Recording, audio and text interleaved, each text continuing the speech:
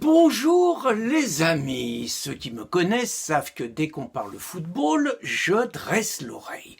Et qu'est-ce que j'entends depuis vendredi soir? Il s'est passé des choses abominables à Dijon lors du match de football Dijon-Amiens. Le capitaine d'Amiens, un nommé Prince Guano, aurait été victime de cris racistes dans le public et ça fait la une des médias depuis vendredi soir. Le ministre lui-même monte au feu et se montre solidaire de Prince Guano. Le président de Dijon annonce qu'il va porter plainte. La Ligue de football demande à Dijon de faire le nécessaire. Les associations dites antiracistes montent au créneau. Il faut lutter contre la gangrène raciste dans le football. Et on n'approfondit absolument pas la question. Alors moi, j'ai un petit peu approfondi la question. D'abord, Prince Guano, j'apprends donc que c'est arrivé à la 80e minute. Question, alors qu'il y avait énormément de joueurs d'origine africaine sur la pelouse, j'y reviendrai. Pourquoi seulement à la 80e minute et pourquoi en direction d'un seul joueur? Aurait-il eu une attitude, ça ne justifie pas ce qui s'est passé, mais aurait-il eu, lui, une attitude différente de celle des autres? Question. Après, j'entends, il y a eu plein de cris racistes. Je me dis que c'est tout le public, toute la tribune qui a poussé des cris racistes, tels ces supporters de football, scandant arbitre enculé, à plein poumon, à 20 000 personnes, pendant de longues minutes. Là, j'apprends qu'il n'y a qu'une seule personne. Une seule personne dans un public de 20 000 personnes. Il a été naturellement arrêté immédiatement. J'apprends que c'est Prince Guano lui-même qui a pris la décision d'arrêter le match. En général, c'est quand même les arbitres qui prennent la décision d'arrêter un match. J'apprends que pour un cri, ce capitaine se permet d'appeler tous ses joueurs et leur dit de quitter le terrain. En temps normal, c'est une sanction. Ce n'est pas son rôle, il n'a pas à faire ça. Déjà, donc, aucun approfondissement de l'enquête. Après, je rappellerai quand même que le football est très fréquemment l'objet de ces manipulations. Je vous rappellerai qu'un nommé Chafny, il y a quelques années, à Auxerre, se fait virer pour insulte au juge de touche. Il se fait expulser pour insulte au juge de touche. Immédiatement, qu'est-ce qu'il dit? Il dit que ce juge de touche l'aurait insulté de manière raciste. Pendant 48 heures, la photo du juge de touche est dévoilée sur tous les médias. Le mec était obligé de se justifier. Il a dit, je lui ai simplement dit dégage, dégage et rien d'autre. On a lu sur les lèvres du juge de touche qu'il n'avait jamais tenu le moindre propos raciste. Pendant 48 heures, on a fait le cinéma du racisme dans le football.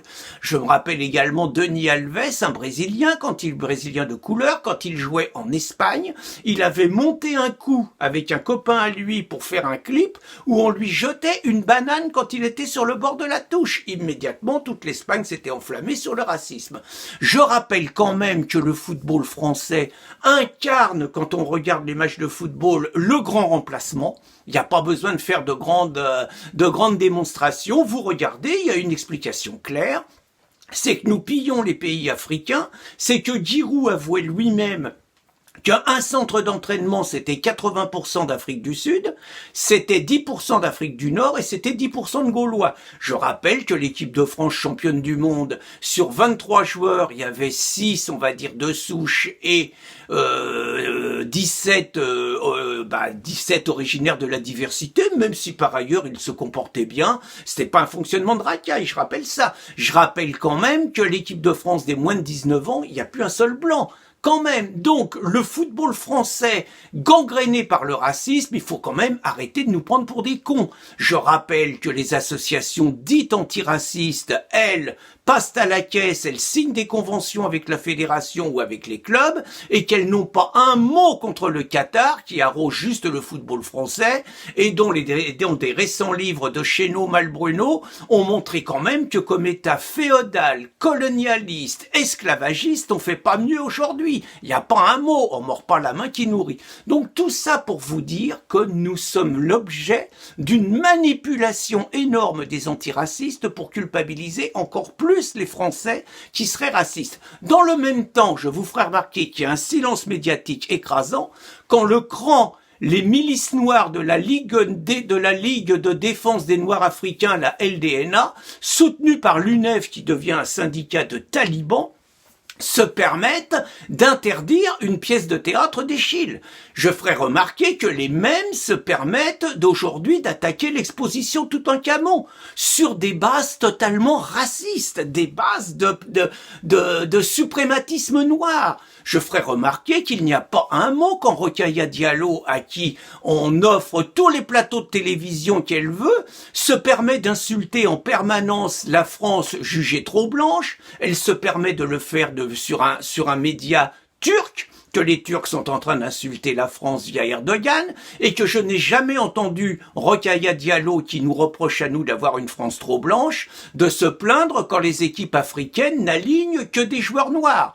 Je vous ferai remarquer que je n'entends pas la presse qui gémit, qui pleurniche, signaler qu'aujourd'hui en France, des organisations syndicales d'enseignants organisent des stages interdits aux blancs, réservés à ce qu'ils appellent les racisés, que c'est carrément une logique d'apartheid qui est en train de se mettre en place dans notre pays.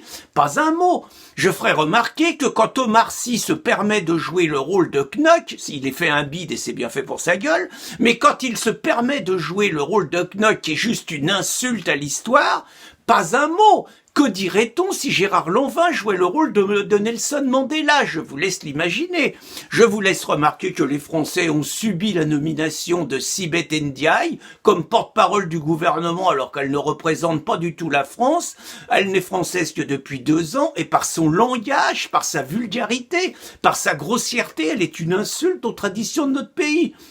Je vous ferai remarquer que, par exemple, un sympathique diversité vient de prendre 4 ans de prison pour avoir agressé une aide-soignante parce que française. Je vous ferai remarquer que le viol d'une blanche parce qu'elle est blanche est de plus en plus un rituel. Il suffit de lire le dernier livre de Laurent Oberton pour se rendre compte de ce rite. Je vous ferai remarquer qu'en 2006, Souria Boutelja écrivait sur un site de Christine Delphi, membre des indigènes de la République, un texte légitimant la prochaine éradication des Blancs de ce qu'ils appellent les quartiers populaires.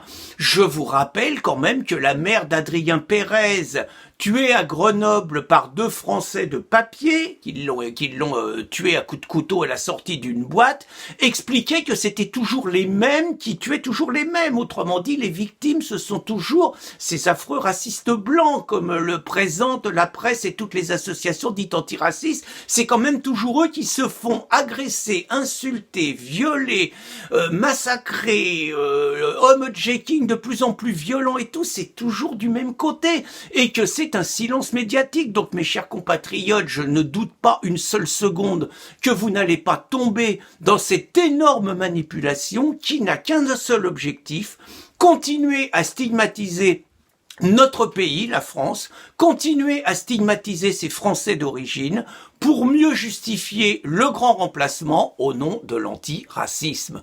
Bon dimanche, les amis.